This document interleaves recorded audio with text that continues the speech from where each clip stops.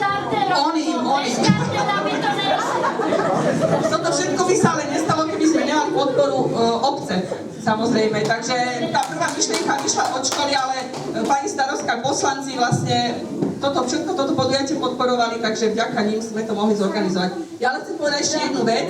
My pripravujeme v tomto roku, v máji, aj 60. výročie založenia našej školy. Naša škola tento rok oslavuje 60. výročie. A ja s dojatím čítam staré kroniky. Prvý záznam je z roku 1922. Pán Karol Urban tam ako prvý začal písať kroniku.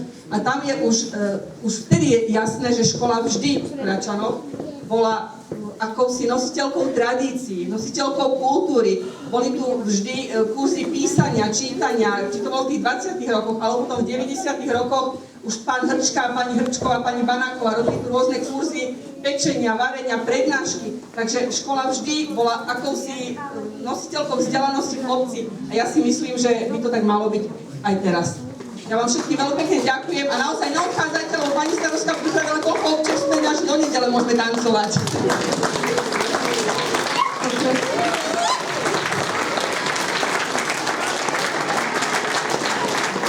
Ešte by sme sa chceli poďakovať za všetky účastníky, že pani riaditeľka to s nami zvládla a super nás nacvičila, ste úplne úžasná. Ďakujeme krásne za všetkých, páči sa.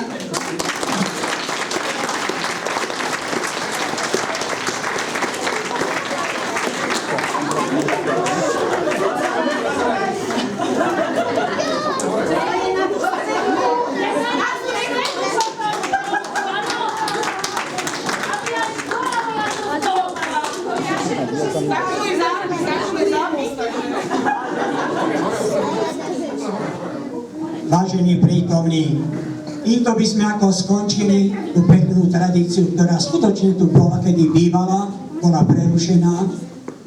Ako na každom pohrebe, alebo po každom pohrebe sa rodina zíde, aj my sa tu ešte budeme ako stretávať, zostávame tu, bude pokračovať zábava a ako ste počuli, buďte takí dobrí, tu prítomní muži, pomôžte nám tu usporiadať tú sálu, aby ste si mohli posadať za stolom, aby sme mohli pokračovať ďalej zábave.